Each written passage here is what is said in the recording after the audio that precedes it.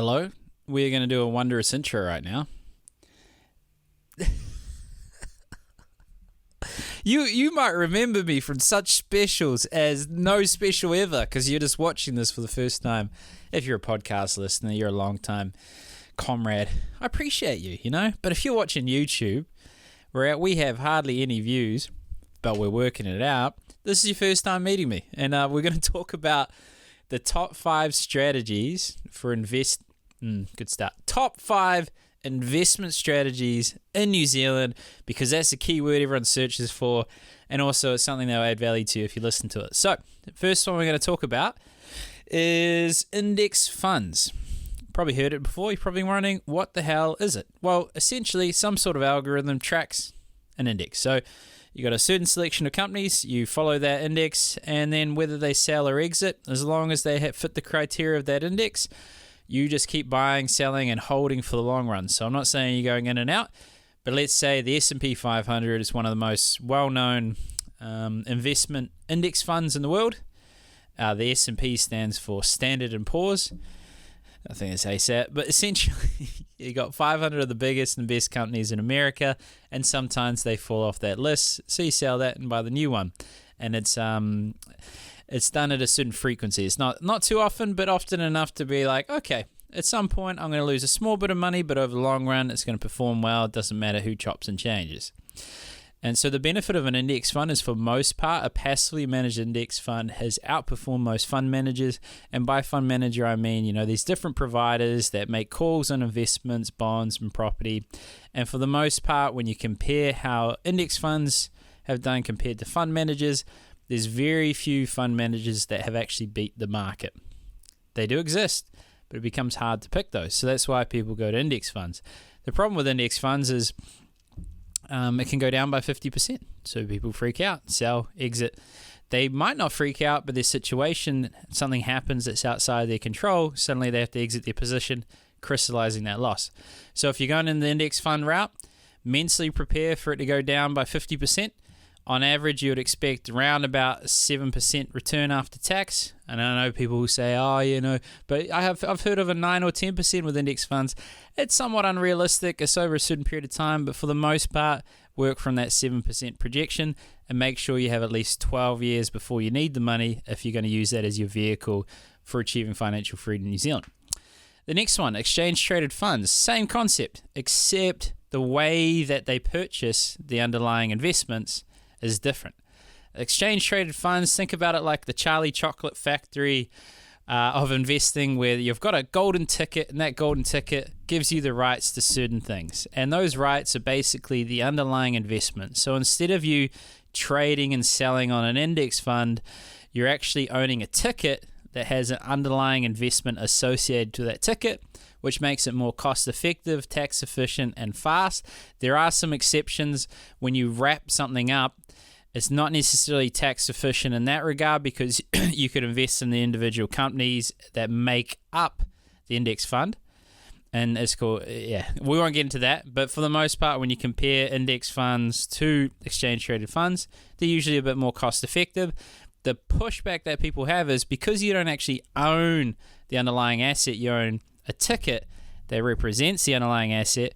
Well, what happens if the sponsor, who the person is, you give them the golden ticket, they go out the back of the shop and they give you the Charlie Chocolate Factory setup, they still got to go out and buy the chocolate, which is essentially shares. There's property ETFs, there's commodities, there's all these different exchange-traded funds out there.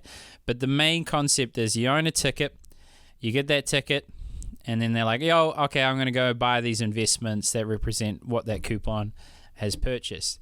Now, what happens is suddenly when there's a huge market event, which we haven't really had since the invention of an exchange-traded fund, we've had certain bubbles, like at the start of the year.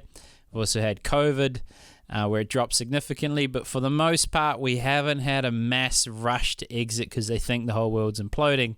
So if you have a bit of disparity between it being purchased and then the coupon that's being traded, well, is it everyone going to try and rush out the same door, and will some people get hurt trying to get out there, and will it be the actual underlying investment?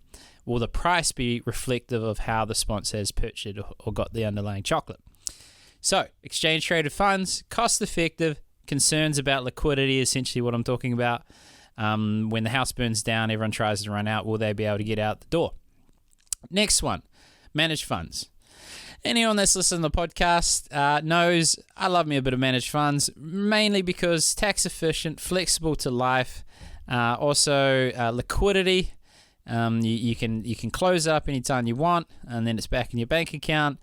And for the most part, it can be geared to achieve certain objectives. So most people come to me thinking they want to be completely rich, and then they find out they're trying to fill the void of some sort of insecurity where they got to prove to their mum and dad they're worth something.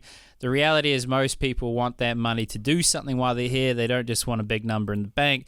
That's why an index fund, you're like, oh yeah, I'm going to get a whole lot of better return. Okay, good for you. But what can you do when you're stuck in there for 12 years? At least with the managed fund, it can be geared towards different horizons. And by managed funds, if you're listening in America, it's essentially a mutual fund. The pushback you get is there's a bit of a higher fee, and the returns are less than an index fund because there's a mixture. You've got cash, bonds, property, and shares. Shares perform the best, then property, then bonds, then cash. So if you've got a mix of them, well, that means that you're not necessarily going to perform as well as a passively managed index fund over the long run, but you can gear it towards achieving objectives, and it's adaptable to your change in circumstance. That's why it's good. KiwiSaver is a good example of a managed fund, except you don't necessarily see the flexibility because there's limitations on how you get access to money. But KiwiSaver is an amazing vehicle and is a good representation of what a managed fund should be. There's still some garbage KiwiSaver providers out there. Not going to name and shame them, but I like to think in different episodes I've taught you how to recognize the good from the evil. They're not necessarily evil, but they're making speculative bets, and the point of KiwiSaver isn't to take speculative bets, it's to have the return of your money to achieve the lifestyle that you want in retirement. Final piece, rental property. Didn't have to mention it, you'll love it. Problem with rental property at the moment, outside of leverage, which is amazing, you're making money on money you do not have. Think about it, you got $1 million, you only put $100,000 down, that million goes to $2 million. Well, that $100,000 has grown significantly, because you only put down $100,000. Now you got $2 million from $1 million that you put in. You made money on money you don't have. Sure, there's interest costs. Sure, there's risks. Sure, there's concerns. But that's really why rental property is amazing, and you get rental income. Unfortunately, the government doesn't really like landlords making a lot of money. Not that they particularly were making much money, because it's tough to juggle a whole lot of debt, and usually the rental yield from a rental property is between 2 and 3% after tax, fees, and inflation. Well, not inflation, actually, just after tax and fees. So that's not a lot, let's be real. And now, you used to be able to claim interest deductibility. When you got a mortgage, your residential rental property, you could be like, okay, this mortgage is a cost because I'm running a business, so why can't I offset that cost? Now you can't. Harder to get rid of tenants. Other thing is, you used to be able to claim depreciation. Now you can only claim the depreciation of chattels, which are movable objects within the house that depreciate over time because that's the nature of the world. Things break down. You can't do that with your house. There's a few other things. Flipping it, bright line test. If you sell your house within 10 years and it's after a certain date, then well, watch out. They're going to tax you at your income rate, which is higher than the most of the world's capital gains tax. Even though we don't have a capital gains tax in New Zealand, it kind of is. If you make a big return on your house, you flip it too soon, you're going to get taxed if you make a lot of money at 39%. That's a lot, especially when you've been juggling debt your whole life just to get through to be wealthy, and stressful tenants leaving, healthy home standards. You got to make sure you got the fancy little heater, got to make sure it's ventilated, make sure there's insulation, all this challenging stuff. But if you love it, you pivot it in the right way, and you run it like a business, it's still an effective vehicle. Personally, I like managed funds because you can gear it to how you want to achieve things in life. It's flexible, it's tax efficient, it's boring, but at least your money's still there when you need it. And that is the top 5 investment strategies in New Zealand. It might have been 4, but I combined managed funds and KiwiSaver together because KiwiSaver is the best wealth vehicle that's ever been created in the history of New Zealand, except for maybe something way before I was born that I can't actually think of right now. Australian Super's better because they put in 10%, the employer, you put in 10%, you're making some good moolah there. New Zealand, it's 3%, but still, you put in, imagine if you could walk up to someone on the street every week and be like, hey, if I give you $1,000, will you give me $1,000? Imagine how life would be, like how rich would you become?